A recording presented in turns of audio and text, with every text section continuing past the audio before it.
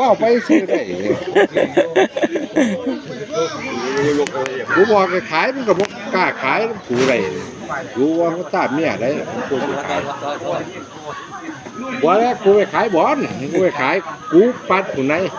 เหลือจักโตเลยเนี่ยอยู่เฮือน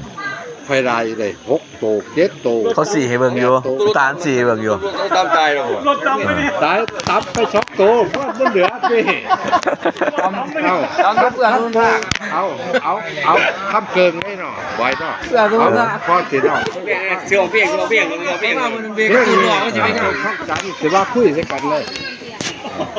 ฮะ แต่ว่าค่อยๆรอบ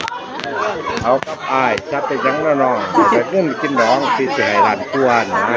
ที่ไปขัวพี่บ่ให้นาสิหาอะไรซ้ำไรพี่บอกแล้วพี่บอกเป็นคนจนนะว่าเงินบ่เกินกับอ้ายคนนี่หลายสิรู้จักร้านเขามี3ประทานปลาใหม่ได้ยางเขาอยากมาคุยก็ปล่อยที่นั่งลอยเป็นแหมท่านบ่แม่ให้ไปกับตาเว้าเรื่องหน้ามีหลายอย่างอยู่สิ้นเลยพ่อ โอ้หล่อมเลย เขตสุรินทร์เป็นว่าปากเป็นเนื้อเมื่อหัวกาดถึงมาหน้าอาจจะคอยก็กว่าใหญ่น้อยเขาเอิ่นคุณกูได้เลย โอ้ถ้าเวลาได้หล่อมเลย จ้างได้มาเป็ดไก่กล้วยวัวอาบ3 เซตตัวมันหนักกว่าตัวน้อยเลยตัวไข่เศรษฐีอีสานวันมาไปสั่งน้องให้เขาใส่ฟักทองให้กล้วยทุกตัว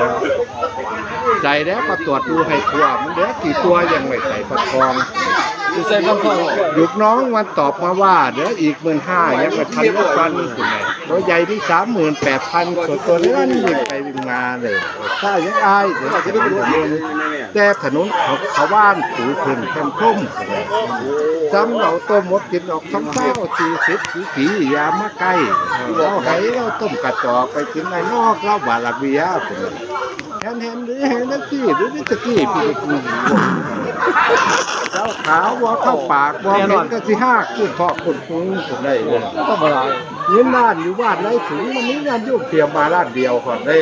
เดี๋ยวมาร้านเดียวร้านเดียวร้านนี้แน่นอนด้วยพ่อใหญ่ความจำเราดีเนาะความจำเราดีเลยโอ้ความจำดี คือพอมันได้ โอ้ สั่งลูกน้องไปหาผม ความจำดีเลย หาลูกเต้น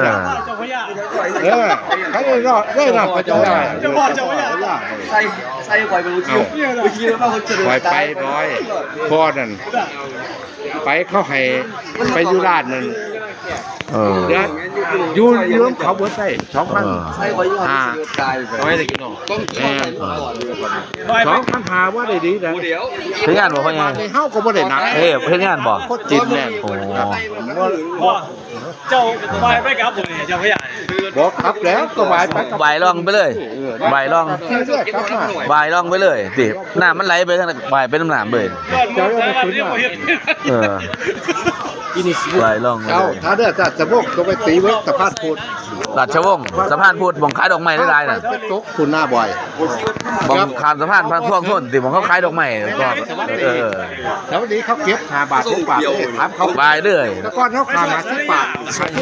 น้ำทรงเลย น้ำส่งไปเลยมันไหลแห้งเลย ต้องไปอย่าไป แต่ว่าก็บ่ได้ไหลแห้งขนาดนั้นคือมันไหล เขาซักกี่เดือนไปแต่ว่าเขาเช็คร่างกายเฮา อย่างส่วนกลางที่ เราเป็นบ่าวเด้ตะกี้ บ่เอากระชังแต่ว่า มันไปได้ วายนี่สิจักเบา ยังไม่คัด เขาซักกระเดิดแล้วก็วายครบเป็นบ่วายตัดวายยังเป็นบานเขาก็หงายหน้าหงายขึ้นข้างน้ำเมื่อยหงายหน้าเขากระเดิดไปเลยไปเลย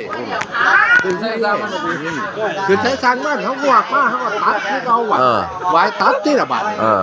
ฉันมาไถได้มาเรื่องว่ายน้ำได้ป่ะนี่มาเรื่องล่ำบัดนี้มาเรื่องว่ายน้ำได้บาดพ่อใหญ่มา